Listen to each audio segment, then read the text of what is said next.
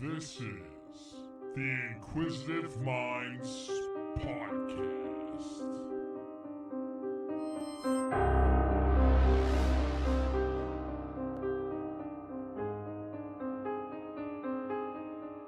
Hey, Scott, Sarah, welcome back. From the last episode, I thought the most about the thing you talked about the least, and that was your job. That being said, next week I have One Candle Society coming to talk about the real Men in Black. And the only reason I mentioned that is because I was trying to gauge something from Scott's reaction. I learned nothing. Thank you for tuning in to the Inquisitive Minds Podcast. I'm your host, as usual, Johnny Smith. Today is a special Valentine's Day episode. Happy Valentine's Day to everyone out there. Happy Valentine's Day. My guest is Sarah and Scott Hayes. But before we get to them, I want to give a little intro to an excerpt from her book she's writing. We never wanted to give up at the same time. Grandma. My grandmother was a wise woman. When asked the secret to having a loving, long-term marriage, she would reply, "We never wanted to give up at the same time." This is one of the truest statements I have ever heard. I've been doing life with that man that caught my eye for 24 years. Married 18, I love him more today than I ever have. It's been a wild ride, like a roller coaster with all its ups and downs. But like my wise grandmother said, we never wanted to give up at the same time.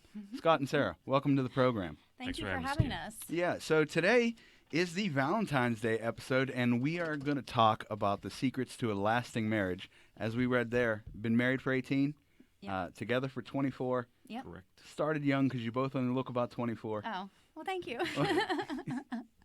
I was reading something, I think it was on a Facebook post. It was one of those couples things, and it said you were in 10th grade, or one of you was in 10th grade. I was, yeah. Just want to start how you got into it and how you kept the passion going. I have another excerpt from my book. Okay. January 7th, 1997. We decided to skip school together. We ended up at my house alone for the first time. I don't know who made the first move, but it didn't matter. For me, the attraction had been building up for weeks, a whole lot longer for him. Our first kiss turned into our first everything, literally everything. We are still doing life together 24 years later, married with 2 children. He is still the love of my life, and I'm still the girl of his dreams. Well, that's beautiful. Thank you. That's absolutely beautiful. Scott, what's your take on that? It's beautiful. We were talking earlier about the first time I saw her, and of course I don't remember dates or anything, but I was a sophomore. No, you were.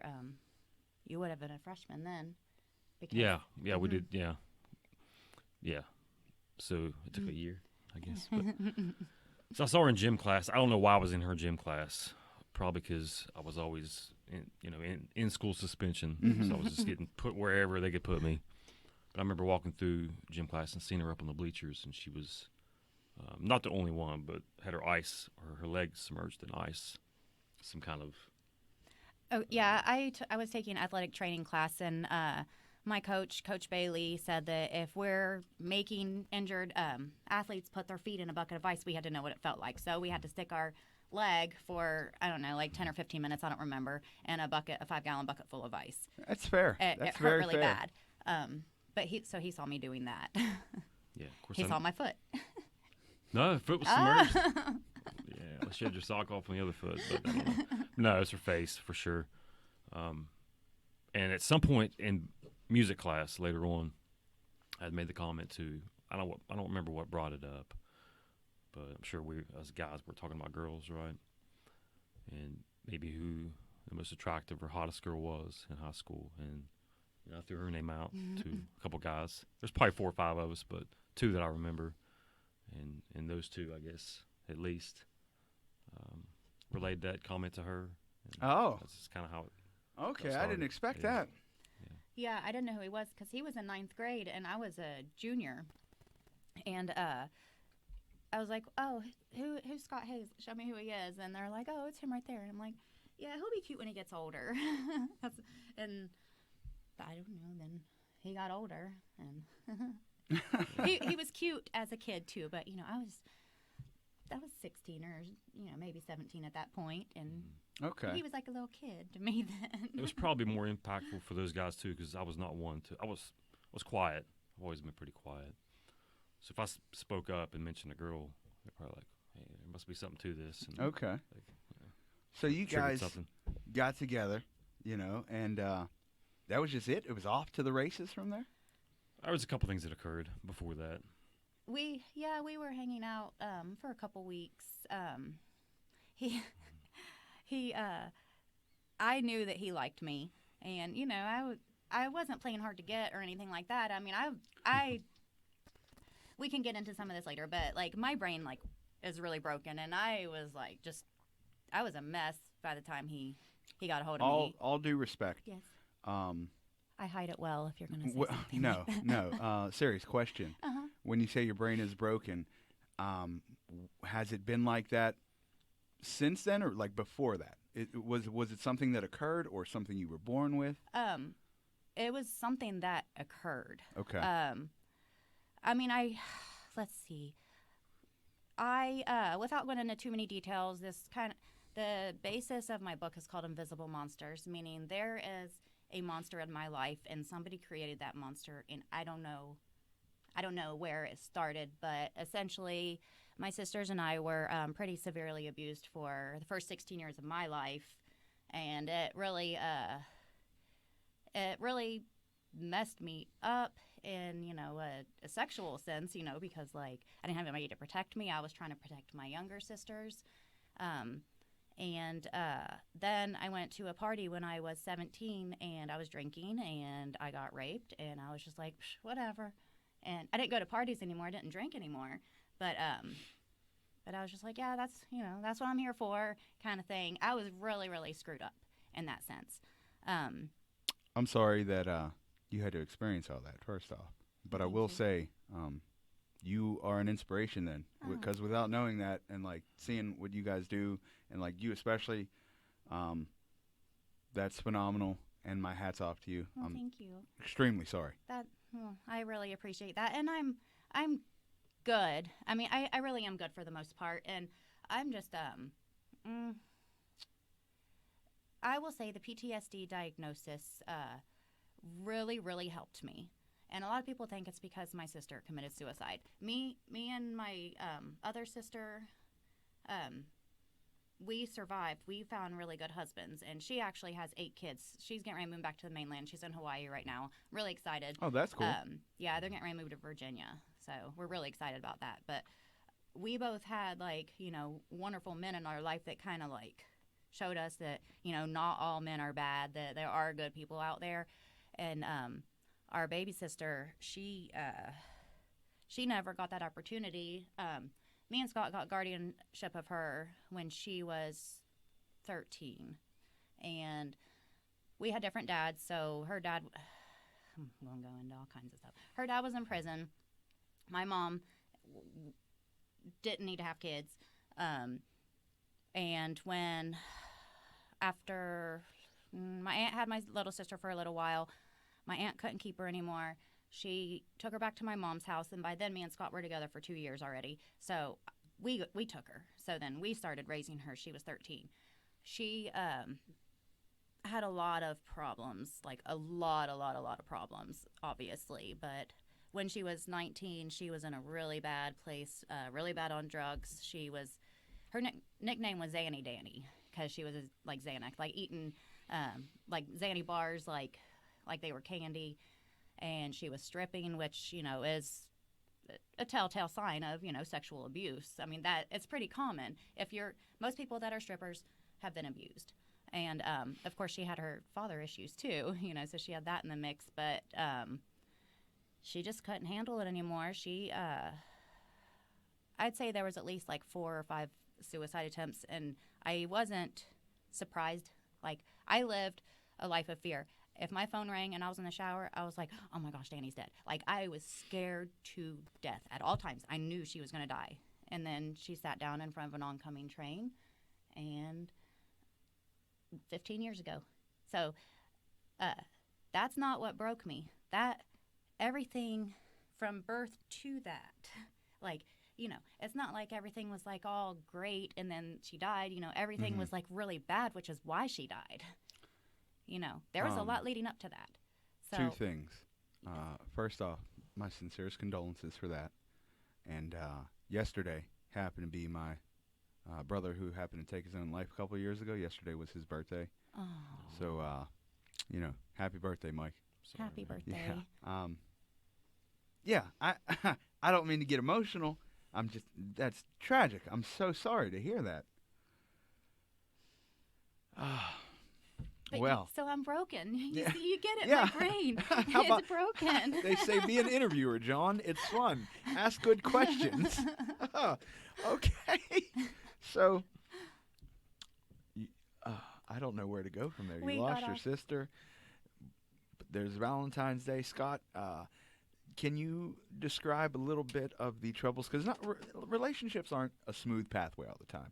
True. And with the utmost respect, it's very difficult to love someone who's damaged, especially when they're dealing with trauma. Like, Man, I'm far from perfect. The love of my life, my wife had tons of mental issues. Can you explain to us some of the pitfalls and how you guys work through that? just an understanding. Mm-hmm. PTSD is a real thing. I was a police officer, and I've been in situations to where I've seen other officers get PTSD from it. And while I might not have got it, it is a real thing, and it just affects people differently. Mm-hmm. So I completely understand. I can't sympathize with her, but I can show her empathy, which I try to do. So that I don't want to say that's ever been like a troublesome issue with our relationship. I don't think we've had really any troubles, and we're going to get to that in a little bit, maybe like challenges. We face challenges together, but I think the sleep. I don't Yeah, sleep. well, I don't sleep well. I'm it's a good actually one, 'cause going on an hour of sleep. it's a good one because neither one of us slept very good last night, like at all, So- like her especially, and Yeah. it's a pretty regular thing. So I guess if we could pinpoint one thing that's affected our relationship the most, it is sleep, which is due to the PTSD. And it's She has to have a TV on, which is for sound and just like a distraction Mhm. mechanism, right? And I can't sleep to the TV. So our routine is, she'll go to sleep with the TV, and I'll read or whatever, and then when she's asleep, then I'll turn the TV off and go to sleep. But it takes like an hour and a half, 2 Yeah. hours sometimes, which results in maybe I just get 4 or 5 hours of sleep, because I wake up at 5:30 in the morning. But It's funny how you That's- mention that. I used to think I needed the TV on to sleep myself. And I'm 34.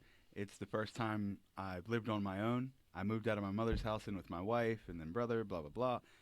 And I used to think I needed the TV on, but that was when Mom was paying the electric bill. Now that I live alone, I realize I don't need lights or anything. I got a phone that can see the hallway. yeah, so I study sleep, I study neuroscience and all that stuff, so I know the proper way we should be sleeping, right? What results in better sleep? I can preach this stuff to her all day long, like a cool, dark room, no blue lights, an hour and a half, 2 hours before bed, because all kinds of negative effects. But it's not, she needs it for other reasons. She's an exception. And because when I was younger, then basically once I realized what was going on, shouldn't be going on, then my violator decided to do stuff when we were sleeping. So like sleep's a very vulnerable time for me. I have a lot of problems sleeping, and I didn't realize it until later. But I don't want to say I hurt my boys because of it, but I breastfed. I breastfed them both Gavin for 14 months, Xander for 18 months. So I breastfed them both for a very long time already. But I refused. They never slept in a crib, neither one of them. And he didn't want the baby in the bed. So me and baby had a bed. And then we slept in this room, and then he slept in our bed, and because I couldn't my baby had to be in my arms because somebody was going to hurt my baby.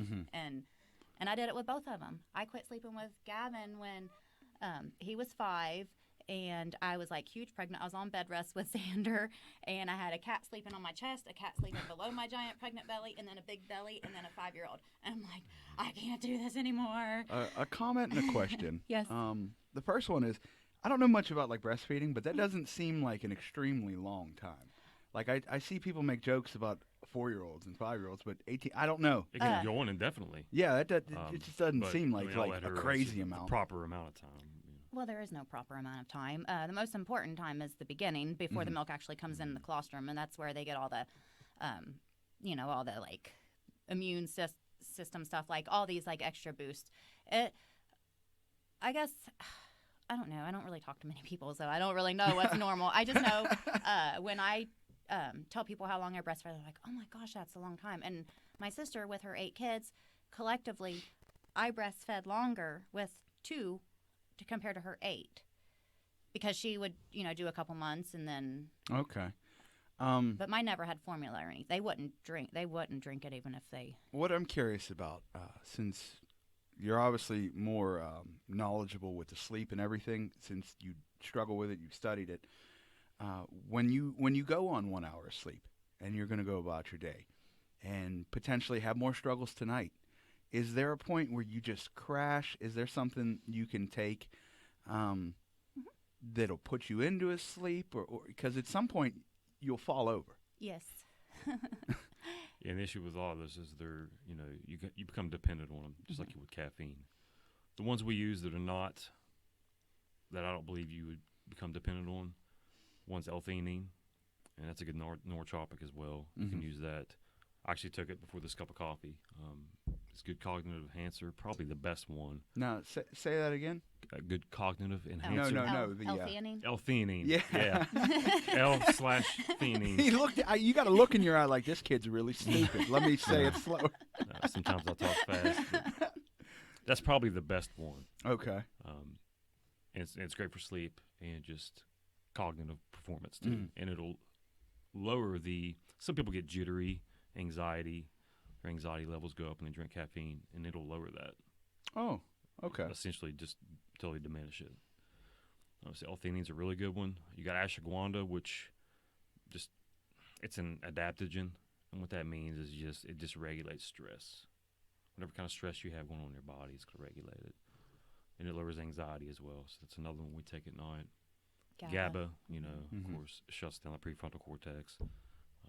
Just Melatonin sometimes. that one. It gives us headaches. So That's what I was curious about, because that's what the fad is. Give some melatonin gummies or what have you. Yeah. Melatonin. Not a lot of people know this. Your body produces it anyways. Melatonin is it does, but it's also it's what keeps men or boys and girls from hitting puberty too soon.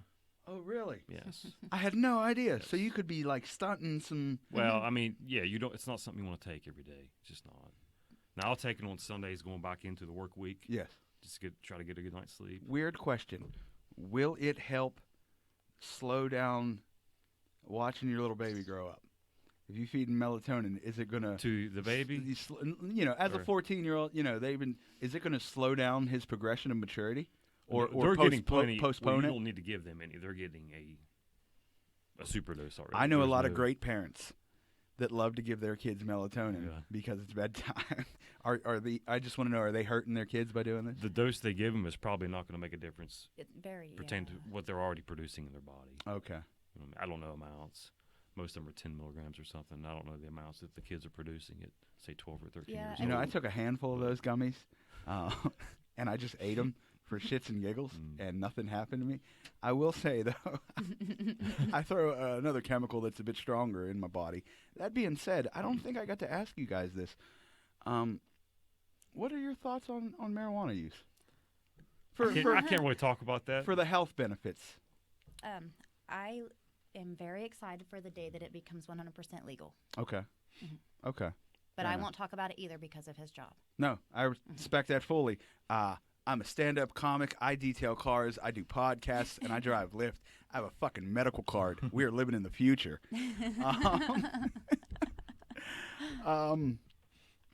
Okay. I can respect that. I'll leave that there. You're going back to the sleep enhancers, though. There's a couple more. There's valerian root. There's passion flower. Now, valerian root. That sounds exotic. Where does that come from? I don't know. I'm just be honest. I'm not gonna try to.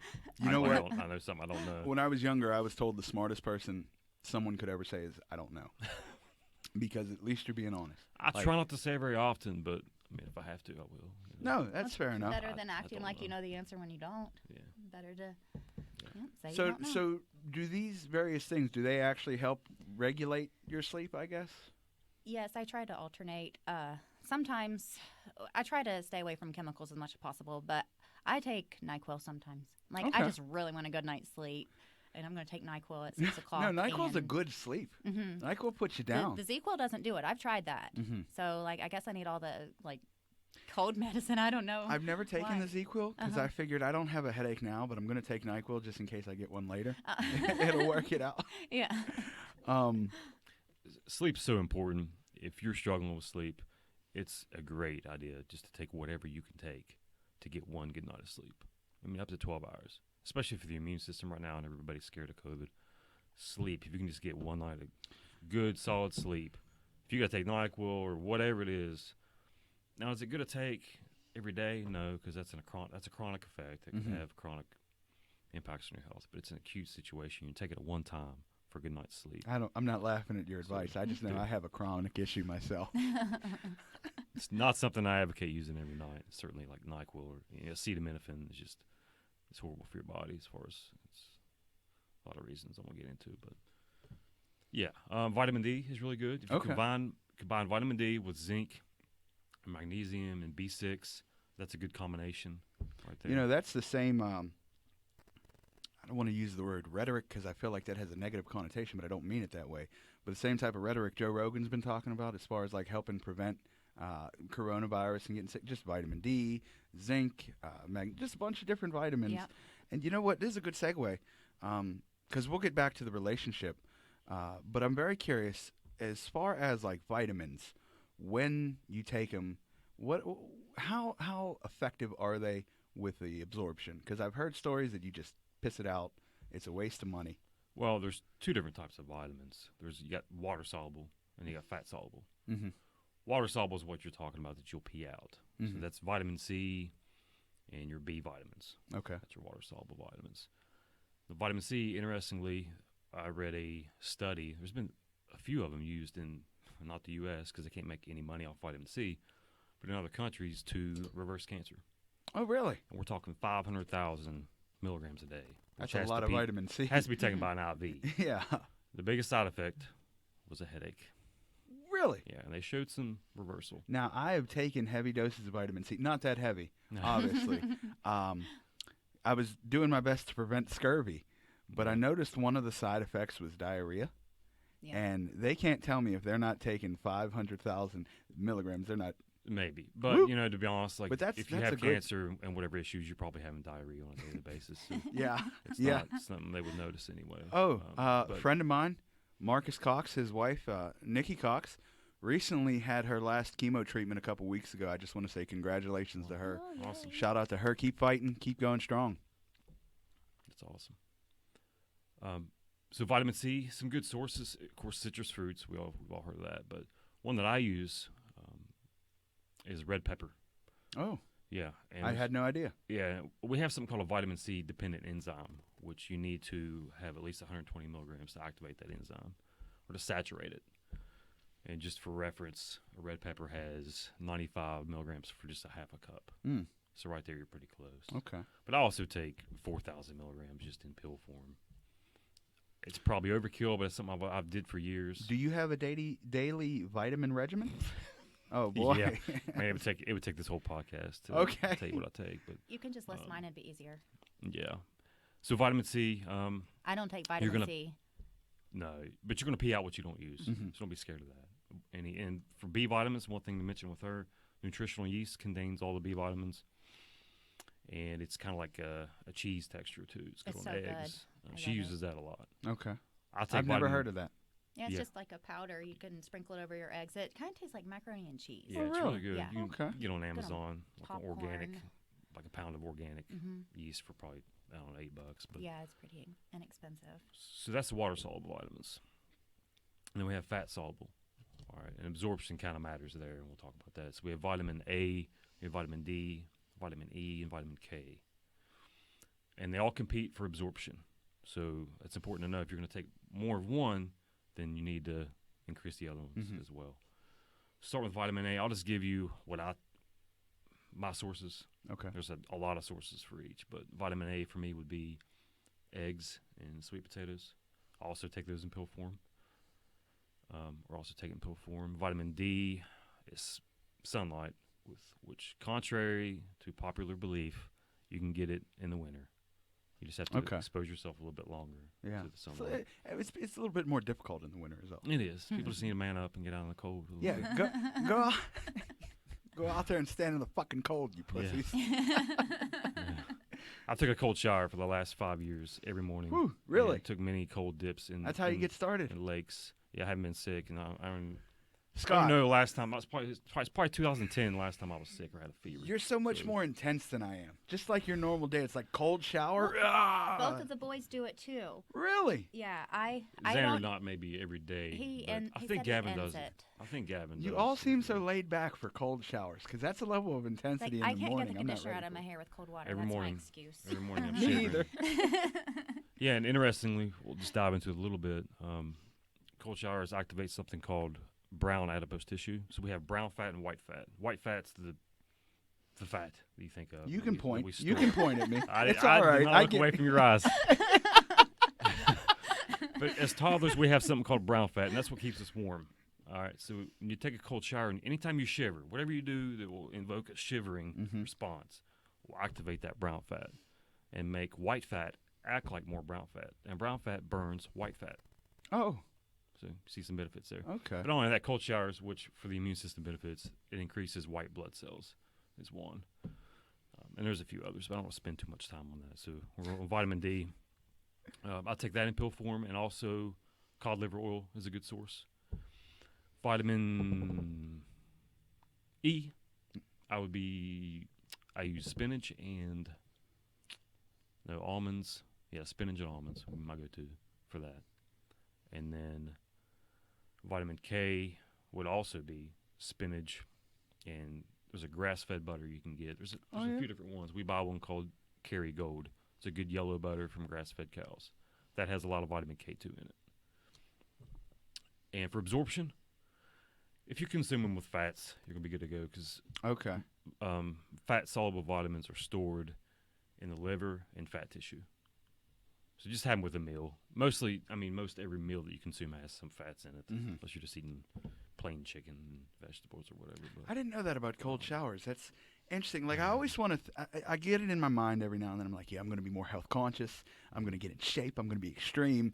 And then I'll talk to someone like you, and you're like, yeah, I start every day with a cold shower. Oh, I can't list my vitamin regimen. We only have an hour. I'm like, fuck it. I'll just be fat. I'll just talk to people. Well, I tell you, man, when I climb out of bed at 5:30 in the morning, and after 5 years, you think you'd be used to it. Like, no big deal. I dread it every single morning. But I'm getting the hardest thing, most likely, out of the way. First thing out of the day. Everything else seems easy after that. Nothing else bothers me after I get in that cold shower in the morning. Scott, I'm going to try this tomorrow. And it really lifts your mood, too. It lifts serotonin levels. Like, it'll increase serotonin. I feel like I'm going to leave the house miserable because I don't dry off as well as I should. And I'm going to leave freezing, and I'm already cold. Yeah, this it takes me a long time. Scott. It takes me a long time to warm up. Okay. About 2 or 3 hours sometimes. That was a fascinating little tangent we went on. Yeah, I think we covered everything with vitamins. That's your basics, though. Okay. I mean, we could dive down some rabbit holes, but that should be enough. Now, back to the relationship. You guys met. We talked about the sleep struggles, some mental health struggles going through it. But what's something people don't touch on in these long-term relationships is you also grow together. Exactly. 24 years, you're, I'm sure, completely different people than you started out as. Yeah, we can get into that. And so we have something called passionate love and companionate love.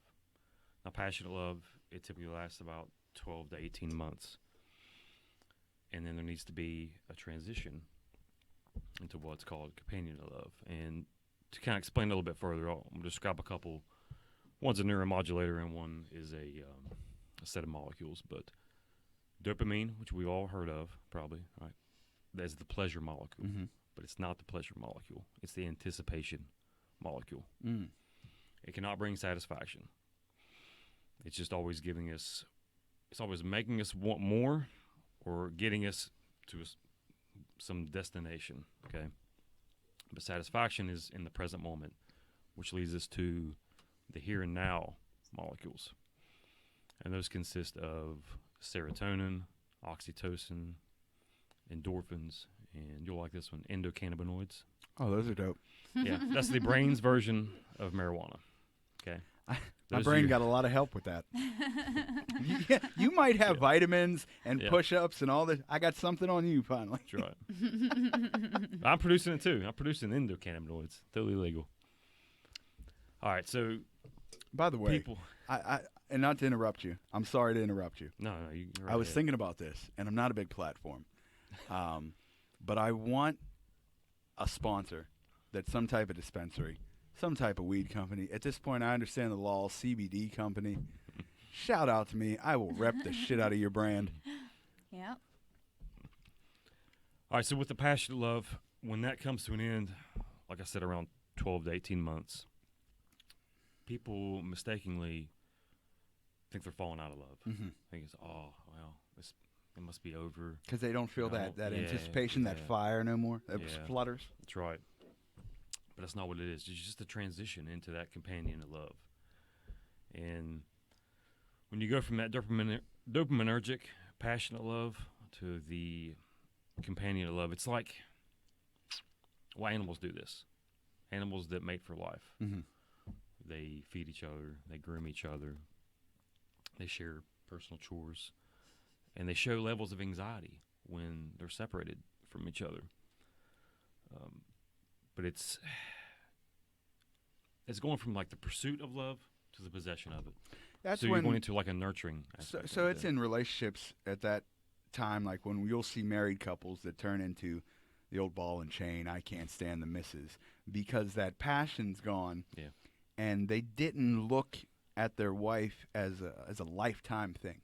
You know, they were chasing that feeling and not the companionship with the person. Mhm. I'll be honest. I was married for almost 7 years, Oh, okay. and I fell in love with my wife first time I seen her. You know, when I was 8, I knew that was the one eventually. And I always had butterflies. Like, even I remember the day she died. I remember going home after work. I always I'm so excited to see my wife. You know, she was my life partner. She was my best friend. So I never understood that whole Al Bundy trope, you know, hate the wife type thing, until I started having conversations about what you said is the companionship afterwards. Yeah, and that's the wrong way to go about it as far as just the old ball and chain or. Yeah, well, it's what's like, the- why be the other- married? Yeah, the Yeah. other term. There's another term. I can't think of it right off that guys use for their wives. There's a lot of them. Yeah, Well, you're good. Yeah, there is. It's quite this a one's, bit. This one's not I've like heard some nasty ones. it's not a nasty one. Not the misses, but the other half, or Oh, okay. I don't even know if that's it. It may come to me in a minute. My but- better half. Well, that would be good. That would be a good. Yeah, I can't think of it, but yeah, it's just it's possession of it. It's nurturing what you have already. Mhm. It's that here and now set of molecules, and that's just fulfillment and day to day appreciation. And there's a couple other things like dating your spouse. And I love where this is headed. I love where this is headed because it's like, I'm not stepping on your toes, but it sounds like you're about to go in how you keep the romance alive after so long. Yeah, there's no relationship is perfect, of course. You know, we have our ups and downs. We are almost always very respectful to each other. I say almost always because, you know, sometimes, you know, you just get really mad and Yeah. things happen. But there's always an apology if it were ever to go that far. But it doesn't go that far. Like, we fight respectfully, even when we fight, because, you know, if we're fighting about what we're fighting about, and we're not fighting about anything that, you know, it's not the person, it's just maybe we're stressed out because, you know, The situation. whatever the yeah. situation is. I always hated that saying, people say you say things when you're angry, like it should be excused, which I don't believe. no. You know, because No. even when I'm angry, I'm saying things how I feel. Yeah. I feel like if you're angry and you start saying crazy stuff, that's how you really felt in the first place. And then if I feel the need to say that to you, what do I want to live with you for? What do I want to Yeah. share my life with you for? Yeah. It- Well, I kind of, well, we both taught the boys the same way. Like, we would never tell the boys, you are being bad. We would say, or you are bad, or anything like that. It would always be like, you know, you have some grumpy butt problems, go to your room until you're done. And you are being grumpy, you are, you know, behaving this way, not you are bad. Okay. You are being bad. But, I mean, I never really yelled. If I yelled, then my kids would get scared because, like, I didn't have to. I was very, like, you know, like, well, this, how would you feel if somebody did that to you? Okay, think about that. Let's talk about this calmly. This is how, you know. I feel like my mother only yells. Like, I don't think she knows how to talk in a normal tone because even I'm on the phone, it sounds like she's yelling. Well, if I yell, then they're both like, Mom's serious. You know, she's yelling something, but they're good boys. So what can people do to cultivate that companionship, love? Well, this kind of leads into something else we should probably talk about too, and that's you can either be like in a dopaminergic type of mode, like a mode geared towards dopamine, which is like on the go, you're thinking about something in the future, and you have one person that's more in like a serotonin type of mode. If that's occurring, those two people are not going to be able to get along at that time. Somebody's going to have to make the switch. So let's say I walk into the kitchen and Sarah's in there and she wants to talk about something, maybe not even kind of deep, but something that's going on right then. And I'm getting ready for work or whatever it is, or I'm thinking about my training I'm going to do later or something. My mind is elsewhere. Like, it's up to me to make that transition. Be like, okay, I'm going to be here. I'm going to be present in the moment. And quit thinking. That occurs in many conversations, not just within like personal or like relationships, loving relationships, but at work, anywhere. I never thought about that. Yeah, it's just that's something that might help people. But so you would say the person that is doing the almost advanced thinking about what's coming up, it's their role in that moment to pull themselves back and say, okay, my partner is in the present. I need to be in the present with them. Either one could change, but it's hard to put yourself into a dopaminergic type of mood. Yeah. That's a harder flip than be like, all right, I'm just going to settle down for a minute and just be in this present moment and listen to her, what she's saying, and react accordingly. If she's asking questions or whatever the case may be. I think it's up to the more dopaminergic type of person to, or whatever, if they're in that mode to make the switch. I never thought about it like this. I've never heard it put this way. But looking back now that you describe that, one of the things with my marriage that I love to do was actually to put her in that dopaminic urge state because I would surprise her with stuff. You know, I'd come home and she'd go, oh, you know, I'll get dinner started. And I'd say, hey, we're going to go do this, you know, because I'd be amped up and then she'd immediately amp up. Could. Absolutely. And, like, I loved getting her up to that level like that. And that was always fun. Yeah. And that's definitely possible. The situation I'm thinking of is like getting ready for work, or I'm getting tons of stuff together, or the night before I'm getting all my food together or whatever. Yeah. Absolutely. Now, how long were you guys together before you had children, and was it a happy surprise or was it a planned? We have 2 planned children. Okay. Yep. Apparently was very, very fertile, and we were like, okay, I think we've been. It was before we got married with Gavin.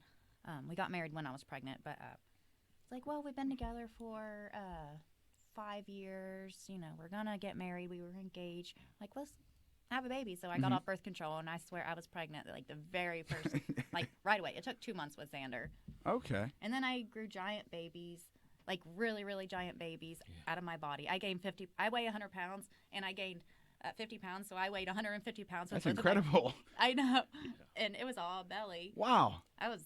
See, and not to comment on you, but like you guys are in such good shape, and I hear about these women that'll be like, "Oh, I only gained 12 pounds with my baby." You know what I mean?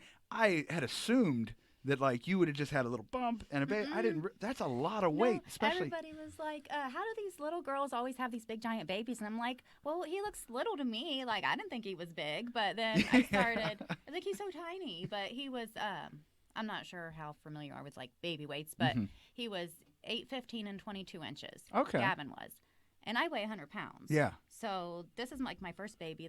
I had a C-section, obviously, because like we would have died back in the day. I was in labor for like 3 days, and they're like, I don't think you're gonna That's be able to intense. do anything. I mean, I actually, it wasn't that bad. I mean, it never got to the point where it was like painful because like my contractions were really close, and I had the monitor and on my stomach like telling me when the contractions were happening, and I was like, isn't it supposed to hurt? And they were like, do you want it to hurt? And I was like, well, no, but I just thought, Yeah. aren't they supposed to hurt? And they're like, you're having really strong contractions. And I was like, interesting. And yeah, Wow. yeah. That 50 pounds is incredible to me. That blows my mind. And I did it twice. And you know what? Then like breastfeeding, I told you, by the like right at that year mark, then I would be below my pre-pregnancy weight. Like I had to stop because it was making me sick, because like, So within a year, you were I below was your like 90 pounds. Well, with Xander, it was a little different. I had to have a hysterectomy when he was 18 months old. I had a very difficult pregnancy, and then very difficult. I'll be gross and talk about girl stuff. Sorry, guys. But like whenever you have a baby, you bleed afterwards. I had a C-section, but you still bleed. And with Gavin, I didn't start my period until I quit nursing him when he was 14 months old. Like the whole time. It's a form of birth control. It's not foolproof. We were lucky, apparently. But so like I never started my period until I quit nursing. But then with Xander, I had Xander, and I never stopped. Like I literally bled from July 23rd, 2008 until January 7th, 2010. Never, like I was so Forgive sick. my ignorance. Yes. So when a woman is having her monthly cycle, from what I understand, it's just a layer of like something like the uterus or something? Yeah, when the I think like the lining sheds off the inside of the uterus or whatever. So that sheds, and that's 28-day cycle or whatever it is. Except mine lasted 18 well, months. that's what I want to know about, because I know like the body is used to that weekly, monthly period, and it obviously adapts. How did you not die if you're, you know what I mean, consistently losing blood? I was very, very, very sick. Very sick. Well, like first they had me on a heart monitor because my heart was acting all crazy after I had him. And then one morning, well, I've always had I think I kind of touched on it. I've always had a lot of stomach aches and everything.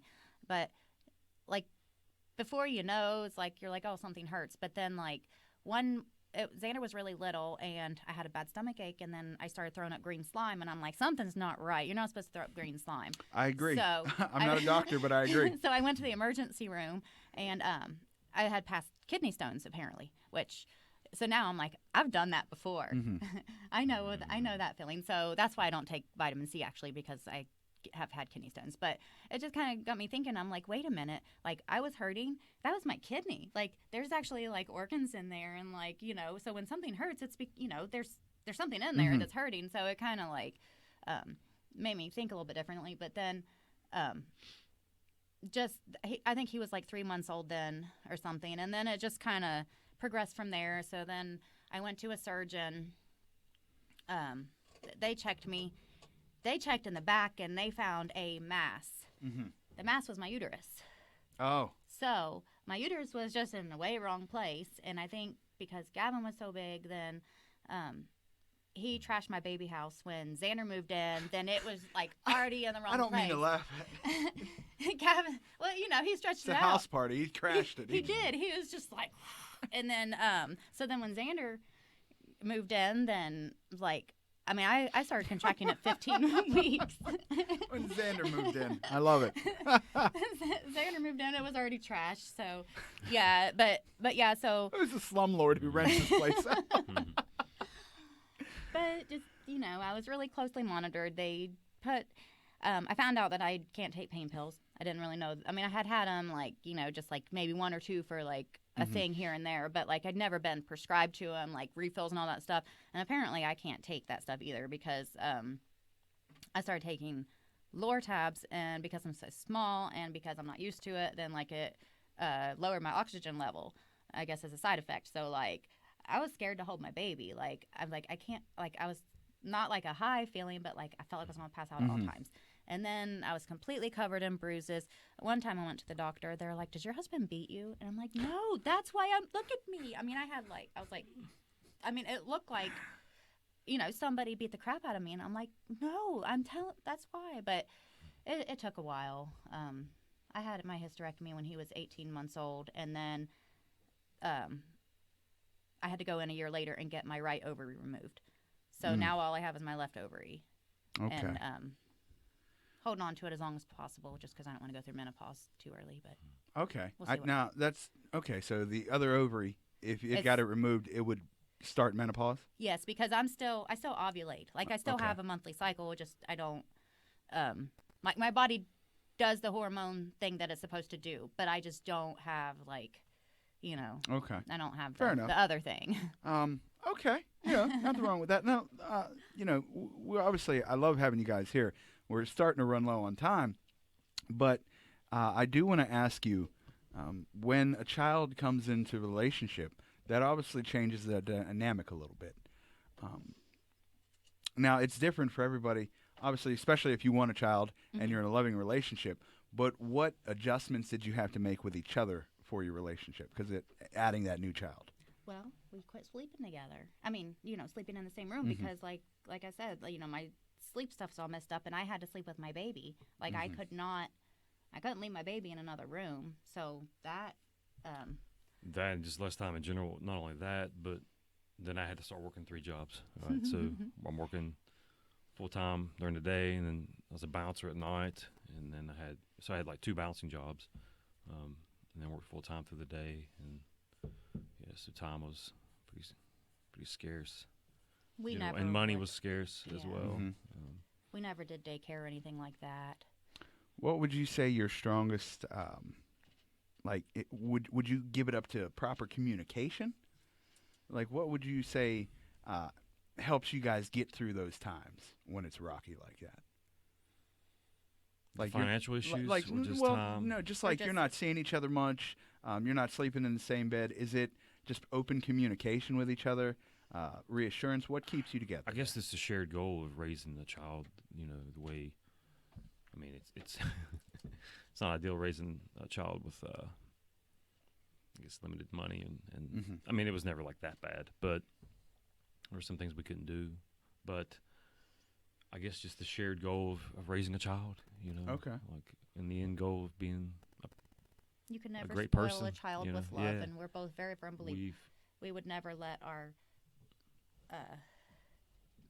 we would never just let them sit there and cry like some people. Some people are like, oh, they need to learn to self-soothe. No, if my baby cried, I'm going to pick up my baby. Okay. And but we both are like that. We've been great examples I work for those kids from home or opposite him. It's always been one of us there with them.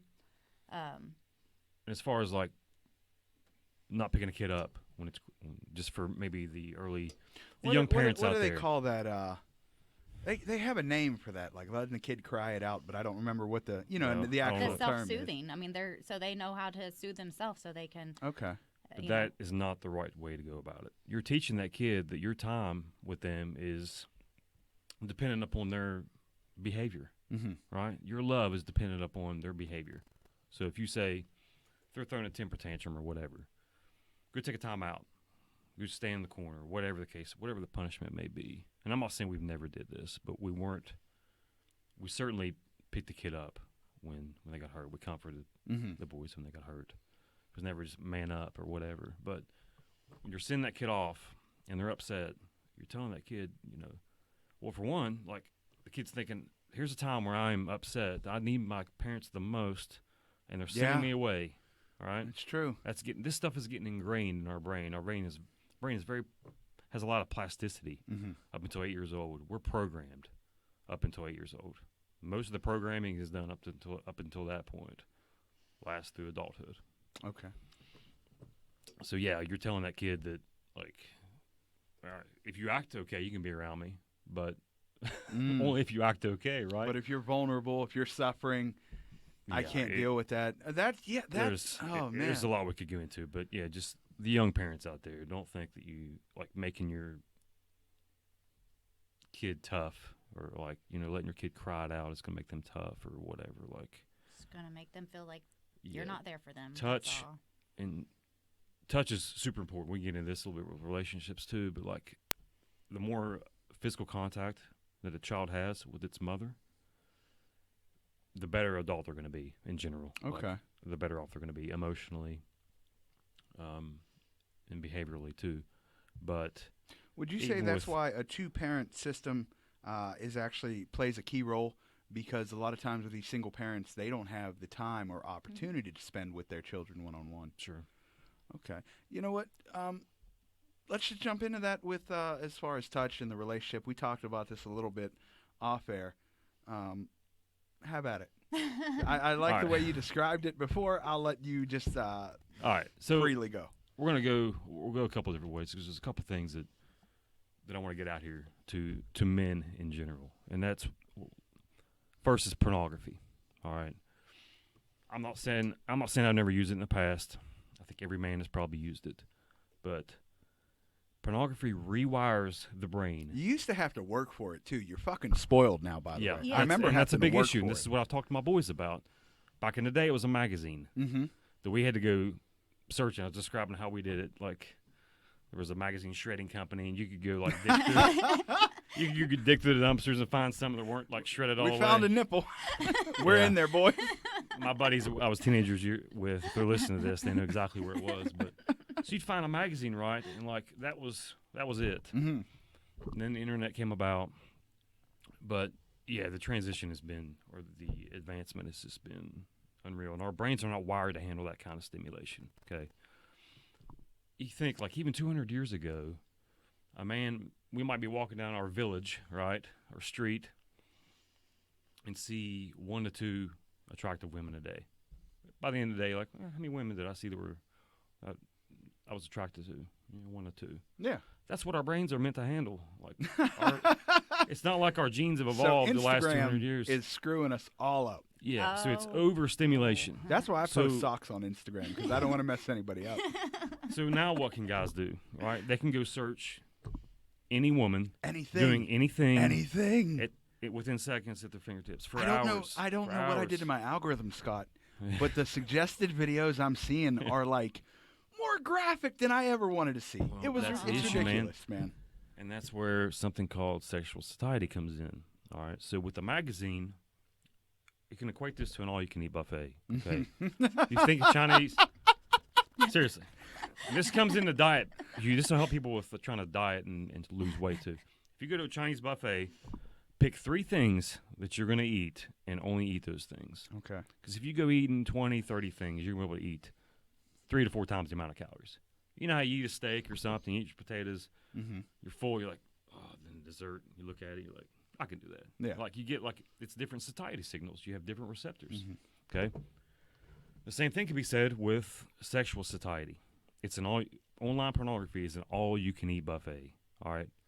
A magazine, you have your meat and potatoes. You want to, all right. You're going to get sick of that magazine after a little bit. All right. It's not really overstimulating, but with online pornography, it absolutely is. Man, I tell and you what. it shrinks the brain. It shrinks it. My first magazine I saw was a Playboy of some sort. And you said magazines won't blow your mind. What was it, Hustler? Where they showed the graphic Yeah, stuff? some of them got real that, graphic. That opened me up. And the thing is, Yeah. not to get too graphic, but the 2 models, quote unquote, were completely spray painted silver. And like the silver was wearing off at certain parts. And like I was like 14. Yeah. That blew my goddamn mind. I was Yeah. like, what? I know.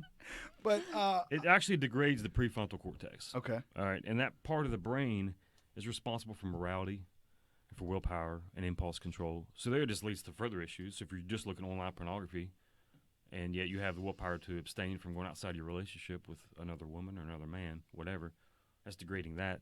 So, I mean, there's a double whammy there. But back to the sexual satiety, and you mentioned like your algorithm, Mhm. right? That's what happens. Men start off with like the soft core or whatever, like the only stuff we had back in our childhood days, right? Yeah, yeah. The The magazines, Cinemax where they don't show anything. yeah, but that becomes not enough. All right, you get filled with that, and you have to move on. And what that moves on to is the more violent, more hardcore stuff. You're, Right. Look, I don't need to be called out. I'm not listen, I'm calling a lot of guys out. I'll probably lose a lot of friends. I don't really have many friends 'cause I'm so involved in my studies and my family and work. But I'm going to offend a lot of men by talking about this. But they need to be educated on it. I educate my boys on it, not daily, but I have hope it's not educated. porn time, guys. Never Let's showed them talk. anything. They don't have locks on their phones, but I've educated them. Say, here's the damage you can do. Mhm. You know, it shrinks the gray matter in your brain. Like if you watch too much of it, and there's no safety mechanism in place. Part of You can this, though, only- Scott, they couldn't warn us for this because it wasn't around. You know what I mean? Like, True. Like me growing up, especially. You said you guys got together in '97 or so. So Yes. I'm only a few years difference, but there was no one saw this coming. No. You know, no one's like, hey, in 10 years, you're going to be able to see anything in the world in your pocket. What? And poor women, like I just wrote an article on this that it's being approved right now or being reviewed, so I don't want to like talk about it too much, but it's going to have a lot of this stuff in there. Mm-hmm. But the end of it is limp men and lonely women. So this leads to a man only being able to be aroused by a screen and not a live person. Mm-hmm. We have men, millions of men out here that have to go look at pornography before they can come in and perform with their wife. It's erectile dysfunction. That's crazy, right? That's one of the ways that it happens. And it's evolved. It's increased so much within the last 20 years. What's increased in the last 20 years? Technology Mm-hmm. and online pornography at our fingertips at any moment. So I want to get that out of the way and just kind of educate guys a little bit. I'm not judging anyone. Certainly, it's the amount that you do it. But there's no safety mechanism in place. Like you can only eat so much harmful food. Mm-hmm. You can only smoke so much weed before you just fall over. You can only drink so much alcohol. We'll agree to disagree. Yeah. You can only drink so much alcohol before you vomit. I mean, Yeah. there's these safety mechanisms in place to keep you from doing too much harm to your body. There is not a safety mechanism in place for pornography. You can watch it for 8, 12 hours straight, Yeah. and you're doing a lot of You know what? damage. Too, to anybody listening, if you're out there watching porn just casually, like if it's on like Seinfeld in the background, get it together. Yeah, and Get guys it- in their basement, yeah. Yeah, Come get on. it together. You know, I'll be honest. I think it sets unrealistic expectations for people. Yeah, You know, and every woman's supposed to have this body, or every man's supposed to have this feature, and then you know, even with the situations, there's no depth to it. It's porn, obviously, but it's like, oh, we meet sex. Younger guys will go into situations. Hey, sex. That's why I think we get a lot of dick pics sent, stuff like that, because it just you got to meet people, you got to talk to them, make a connection. Yeah. It's not just like, hey, I'm sex, you sex, let's sex. And men are using it to feel like a man. Yeah. That's what they're doing. Yeah. And it's like watching. This is maybe a bad analogy. Might not sound too great, but it's like a hyena watching a tiger kill a buffalo, watching it from a distance. That's what they're doing. But they're not real men. They're not real lions. That's They're right. watching the act, but they're not doing it. Let them know. So go out and find a live person, men, a live girl, live man, Consenting. whatever live, you're. live Yes. consenting and Yeah. conscious person. And that's another issue. We talk about the degradation of women, pornography. It was like, I think it was Pornhub that just they had to remove millions of videos because they were depicting non-consensual minors. That's two things. I mean, if you're non-consensual adult too, it's no good, but non-consensual minors were depicted in millions of videos.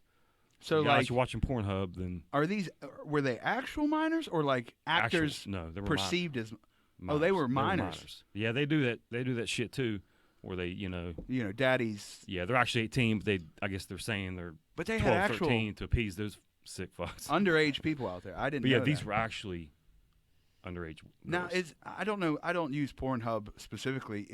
Do they allow like user uploads? Is that or is he Man, just I coming? don't know from- anybody. I just saw the news clip on this. Oh, that's Like, incredible. Actually, another guy that I follow on Instagram that has the same feelings I do. He had posted it, and I went. I and had read no it, but idea. That's Yeah, that's Pornhub. insane. They evidently they're the biggest company. I mean, this is $1 trillion industry anyway, probably. Yeah, absolutely. But yeah, the degradation of women. So like, you got guys. Not only that aspect of it, but you have guys. Their expectations go up Mm-hmm. of women. That's what I tell my 18-year-old. Hey man, like the stuff hopefully he's not watching it, but whatever you're seeing on here, like, don't expect normal girls to be doing this stuff, all right? Yeah, a lot of Like, the videos and that depict can- women as like subservient. Yeah, it's pretty violent. I don't want to say less than, but it's like you have a role. Mhm. You will listen to me, blah blah blah, and that's not how the Yeah. world works. Yeah, if you're in a marriage and you agree to these terms beforehand, like you want to get a little violent, get a little Yeah, yeah. whatever, I'm not here to kink shame, guys. Do Yeah, what you like- want, but within the bedroom, but guys, don't be expecting girls to do the stuff you're seeing on Pornhub. You picking Yeah. up at a bar or whatever the case may be. yeah, some of the stuff's pretty crazy. I don't know, man. I don't like Oh, here we go, getting detailed about my personal life. I use porn very utilitarian. I don't want any type of relationship. Mhm. I don't want to have sex with anybody. I have no urge for any of that. But I'm not going to lie to myself. Everyone likes to masturbate. Yeah. So I use it as a tool. Okay, boom, boom. We're going to get that out. But I'm not one of those guys that, like, I don't have pictures of women everywhere. You know, I'm not like, oh, titties, you know, our life. And it's just like, I use it, boom, because I understand we have human urges. Mhm. I don't know how you could focus your whole life around that. No, and for me, it was more like, and this has been years ago, that it would just make me want to have sex with my wife more. Okay. Like the active sex, where I just watch and it'd be like, oh man, I can't wait to get home and have sex with my wife. Like, you know what I mean? That's what That's a good thing. That's what it brought me. Yeah. You know, it wasn't like pleasuring myself to it or anything like that. It was like it was making me want my wife more. I So I tried. justified it that way too, but it's still not healthy. I tried to involve my wife with porn. I tried to have sex with my wife while I was watching porn, and my penis just got ashy. Boom! There's a dead wife joke for you guys. That's right. Oh man. Bringing the hits. Yeah. So I'll change it real quick. You asked earlier some things to do to sustain a healthy long-term relationship. The last one would be challenges, facing challenges together. I was going to say, well, I know you mentioned date your spouse. Yeah. I'm only going to say this because I know by the time this actually airs, then, you know, we're going to be home. But we left our boys in a different state, and we, like, came up here and got a hotel, and, you know, like, you know, we are, you know, dating each other to come up here. Part of the reason we didn't sleep because we were doing other things too. Hotel room. You got to take advantage of that. I noticed the twinkle in your eyes when you Yeah. mentioned it, but I tried not to like. You know, with kids, you got to try to be quiet and respectful of them, you know. Yeah, and Don't do that in a Gavin- hotel. Yeah, Gavin's 18. Give a shit less who's next to me in a hotel room. Gavin's like, can so-and-so stay the night? Or his girlfriend, Seneca, he's like, Seneca's coming over. I'm like, oh, shit. Especially if other kids are in the You know, house. Like, okay, yeah. Yeah, not like- real comfortable doing that. You know. I tell you what, that's a good a high mark to wrap it up on. You guys celebrating Valentine's Day. From Inquisitive Minds to you guys, here's to another 24. Oh, You okay. know, good Well, stuff. thank You very guys are much. Thanks. a shining example of not only a couple, but like individually, you guys are amazing. Together, fucking blows my mind. You know, it's incredible. Thank you. I want to give a quick shout out and let you know that the podcast is sponsored by Tenacious Detail. And for the time being into the future, we are offering 20% off any service to all rideshare drivers. So if you drive for Lyft, Uber, some type of delivery, I don't give a shit if you drive for UPS. Bring it in, 20% off. Give us a call, 724-498-9942, Tenacious Detail. Also, one thing, I want to get some advice for you guys to give to the people. Individually, Sarah, we're going to ask you first, and then I want you to answer. Advice for a good relationship. Sum up, just give me a sentence. What would you say make a relationship work? In one word? Probably tag No, team. just like, not in one word, Yeah. but like just to sum up what your advice would be to make a Well, long-lasting I'm always very relationship. respectful. I am always very supportive. Whatever his endeavors, like he says he wants to be a police officer. Okay, you know, I'm supportive. We came up for the job he has now. We were apart for like 4 months or something. Yeah. Because he had to move up, and you know he just come home on weekends. The boys were in school and everything, and Just living in a hotel room. but It's Super 8. yeah, so Yeah. I'm always supportive of everything that he wants to do, and I always strive to make him smile. Maybe not like, you know, in every single thing we do, but I try not to overdo it because I don't want to like take away the specialness of it. But I always sneak little Post-its, like little love notes, Aw. on his in his lunchbox because he gets his lunch ready. So then he's upstairs getting ready, and then I'll just so he, you know, gets to work and he pulls out his water bottle and then he'll smile because he's like, oh, I love you. You That's know, so just like, sweet. so I do things like that. I tend to, I'm a, I like romance a lot, and I'm not the best. I'll just admit I it. wasn't going to say that, but I'm glad he said that. I almost said it earlier when you mentioned romance.